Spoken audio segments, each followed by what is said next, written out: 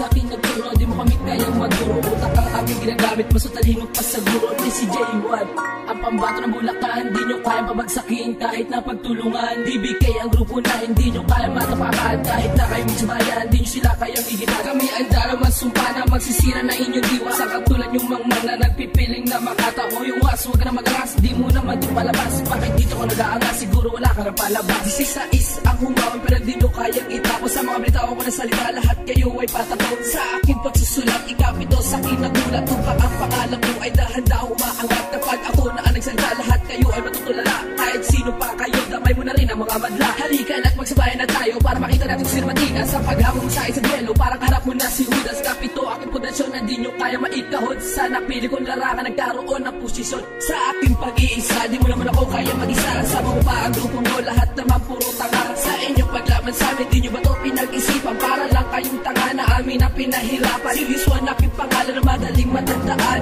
Na kahit sa anong laban, di ko kayo uurungan. Tanga, masabili mo pa mag-isa. E pag ako nakalaban mo, di mo naman ako kaya mag-isa. Bakit sa akin ka pa tumapat? Kung sagot may pasalungat, hindi ka na aangat. Pagkat akit ka ng sukat, humahabol ka pa sa laban sa mga letra at malagtasan. Gulang man na ng palakasan, boy, hindi kita uurungan. Dalawang dilubin at likod, sa aming iisang lusot. Dalawang makatang ng bukod, sa aming iisang misyon. Dalawang sumpa na nagtaas sa malakas na pundasyon. Dalawang naghari sa Bulacan, pakinggan ang aming dun. Dalawang dilubin at likod, sa aming iisang lusot. Dalawang makatang ng bukod, sa aming iisang misyon. Dalawang sumpa na nagtaas sa malakas na pundasyon. Dalawang naghari sa Bulacan, pakinggan ang aming tugon. Di aking pangalan, sanay sa personalan. Yung tipo na makata na bastos nagmumagalang. Ako na ang sumalang pagdasal mo na lang sana na hindi mo maranasan ang galawan ng makata. Lumaki na sa digmaan at laro sa patamaan. 19 anyos lamang na pinasok ang larangan. Ito hindi basta libangan na pinili para lamang magkaroon ka ng pangalan at lumawak ang kalaban. Sa mga matatangka na pataubin ang aming harang, di ka magtatagumpay kasi ako ang nakakalang.